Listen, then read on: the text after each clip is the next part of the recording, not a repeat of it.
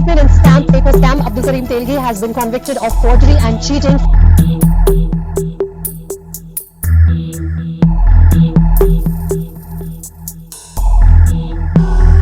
अब्दुल करीम तेलगी आखिर कैसे एक फल बेचने वाला मात्र 8 सालों में करोड़ों की संपत्ति का मालिक बन गया।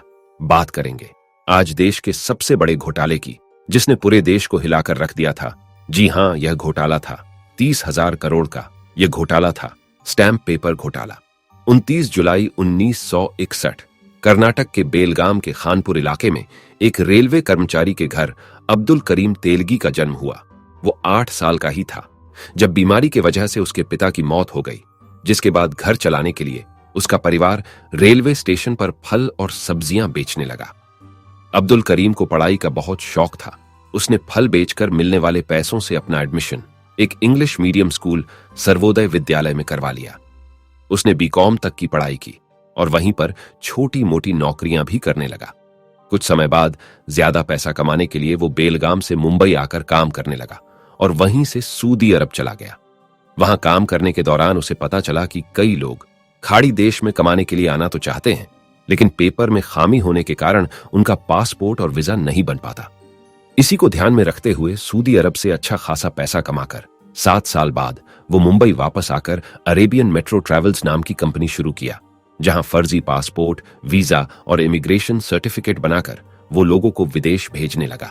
सन 1991 में पहली बार उसको फर्जी पासपोर्ट और वीजा बनाने के जुर्म में जेल हुई। जेल ही में उसने देश के सबसे बड़े घोटाले को अंजाम देने की नींव रखी।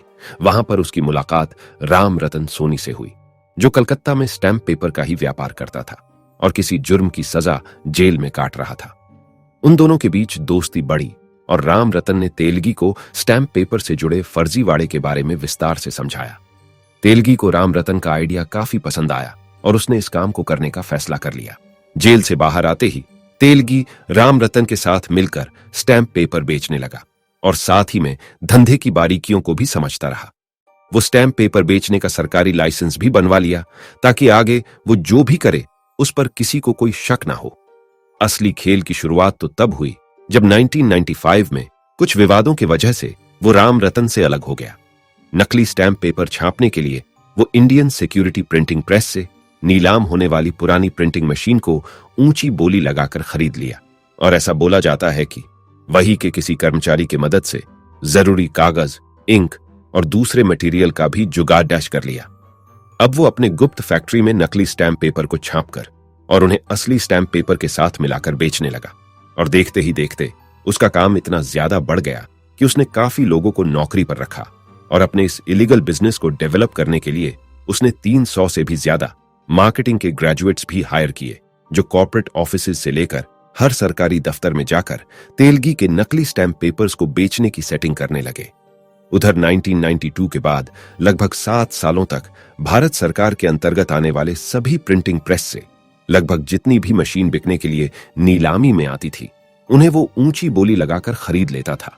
सूत्रों के अनुसार उसने पैसे के दम पर प्रिंटिंग प्रेस के कर्मचारियों को भी अपने साथ जोड़ लिया, जो फैक्ट्री के अच्छे मशीनों को भी खराब घोषित करके उसको नीलाम कर देते थे।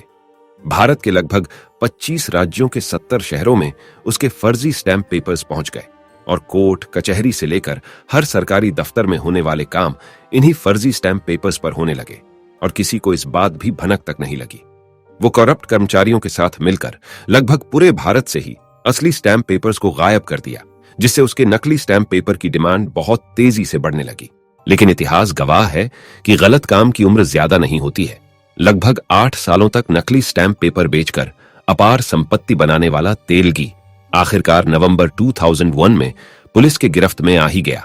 दरअसल एक टिप के जरिए बेंगलोर पुलिस ने स्टैंप पेपर से भरा एक ट्रक पकड़ा, जिसका कागज ना दिखा पाने पर ट्रक ड्राइवर और उसके साथ के लोगों को गिरफ्तार कर लिया गया। पुलिस को पहले तो यह आम चोरी का केस लगा, लेकिन गहराई में जाने पर पता चला कि यह मामला तो कुछ और बड़ा ही है। मामले की गहराई को देखते हुए एक स्पेशल इन्वेस्टिगेशन टीम का गठन हुआ, जिसके बाद बहुत तेजी से लोगों की गिरफ्तारी होने लगी और इन सब के तार तेलगी से ही जुड़े मिले। इसके बाद तेलगी रातों रात अंडरग्राउंड हो गया और कुछ दिन बाद उसे एक टिप के मदद से अजमेर शरीफ दरगाह से गिरफ्तार किया गया। गिरफ्तारी के बाद पूछताछ में पुलिस को तेलगी से मनमाफिक सहयोग न मिलने पर कोर्ट से परमिशन लेकर उसका नार्को टेस्ट करवाया गया, जिसमें उसने हर जुर्म कबूल लिया और साथ ही इस घोटाले से जुड़े कई नामचिन्ह हस्तियों का नाम भी लिया। लेकिन सब खुलासा होने से पहले ही स्पेशल इन्वेस्टिगेशन टीम के एक अधिकारी की मौत हो गई और यह पूरा मामला सेंट्रल ब्यूरो ऑफ इन्वेस्टिगेशन यानी कि सीबीआई को सौंप दिया गया। सीबीआई जांच में सारा चार्ज तेलगी के ही इर्द गिर्द घूमता रहा और यह भी खुलासा हुआ कि देश के लगभग 18 शहरों में तेलगी के 36 से भी ज्यादा करोड़ों की प्रॉपर्टी है और 100 से ज्यादा बैंक अकाउंट्स जिनमें करोड़ों रुपए पड़े हुए हैं।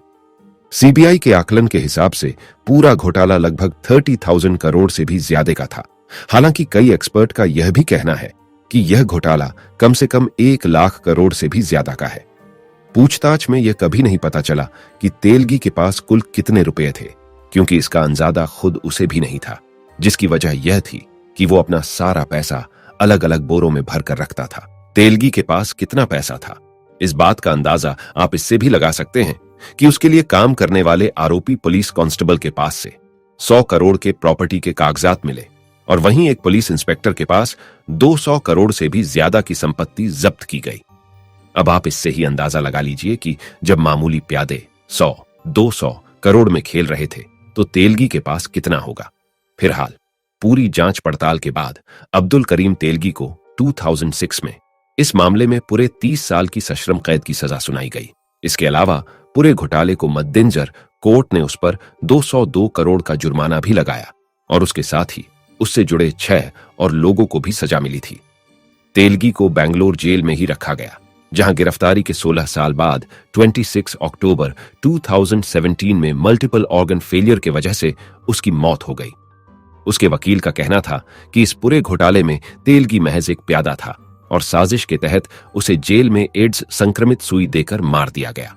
जबकि 2001 में गिरफ्तारी के बाद ही तेलगी का मेडिकल टेस्ट करवाने वाले पुलिस ऑफिसर ने यह दावा किया था कि 2001 में ही इस बात की पुष्टि हो गई थी कि उसे एड्स है। इसके अलावा एक लव स्टोरी तेलगी की भी बताई जाती है। उसे अय्याशी का बहुत शौक था और वो अक्सर बार में जाया करता था। हमेशा की ही तरह एक रात वो मुंबई के मशहूर टोपाज बार में गया, जहां उसकी नजर एक ऐसी डांसर पर पड़ी जिसे देख वो फिदा हो गया और एक ही रात में उस पर 93 लाख रुपए लुटा दिए। इस डांसर का नाम तरन्नुम खान था, जिसके बाद उसकी पूरी जिंदगी ही बदल गई और वो मुंबई की सबसे अमीर डांसर बन गई। तेलगी उसे दिलो जान से चाहने लगा था, लेकिन किसी वजह से दोनों ने शादी नहीं की और आगे चलकर तेलगी ने शहीदा से शादी कर ली, जिससे उसे एक बेटा और एक बेटी हुई। 2018 में एक बार फिर अब्दुल करीम तेलगी उस समय चर्चा में आया जब उसकी पत्नी ने कोर्ट में एक याचिका दायर करी कि उसके पति ने वसीयत की है, जिसमें लिखा है कि उसके मरने के बाद घोटाले से जमा की गई सारी संपत्ति सरकार को वापस कर दी जाए। आज भी कई ऐसे सवाल हैं जिसका जवाब आज तक किसी को भी नहीं मिला, जैसे तेलगी के साथ वो नाम चिन्ह हस्ती कौन लोग थे, उसने जो भी पैसे कमाए आखिर वो कहां गए, उसकी नकली स्टैंप पेपर को छापने वाली फैक्ट्री कहां पर थी। खैर चलिए, अब आपको बताते हैं कि आखिर सरकार ने कैसे इस पूरे घोटाले को कानूनी तौर पर मान्यता दे दी। दरअसल जांच के दौरान खुलासा हुआ कि 1992 से 2001 तक देश में जितने भी स्टैंप पेपर का प्रयोग हुआ है, उनमें से अधिकतर नकली यानी कि गैर कानूनी है। इस आधार पर यह कहा गया कि गैर कानूनी स्टैंप पेपर पर हुआ काम भी गैर कानूनी ही माना जाएगा, फिर चाहे वो कोर्ट मैरिज हो, किसी प्रॉपर्टी की खरीद फरोख्त या फिर कोई भी काम। कुल मिलाकर पिछले 8 सालों में जिस भी काम में स्टैंप पेपर का इस्तेमाल किया गया, उन सभी पर गैर कानूनी होने का तलवार लटकने लगा। ऐसे में कई शादियां टूटने और हजारों व्यापार बंद होने के कगार पर आ गए, यहां तक कि कोर्ट कचहरी तक भी सवालों के घेरे में आ गए। सारे हालातों को देखते हुए आखिरकार सरकार ने यह फैसला किया कि 1992 से 2001 तक भले ही नकली स्टैंप पेपर का इस्तेमाल हुआ हो, लेकिन कानूनी तौर पर वो सभी वैध माने जाएंगे और इस तरह मजबूरी वश नकली स्टैंप पेपर स्कैम को कानूनी मान्यता दे दी गई। आपकी इस घोटाले के बारे में क्या राय है, हमें कमेंट में जरूर बताएं। अगर आपको यह कहानी पसंद आई तो इस वीडियो को लाइक कीजिए और ऐसे ही शॉर्ट स्टोरी के लिए रूब्रिक को सब्सक्राइब कीजिए। धन्यवाद और नमस्कार।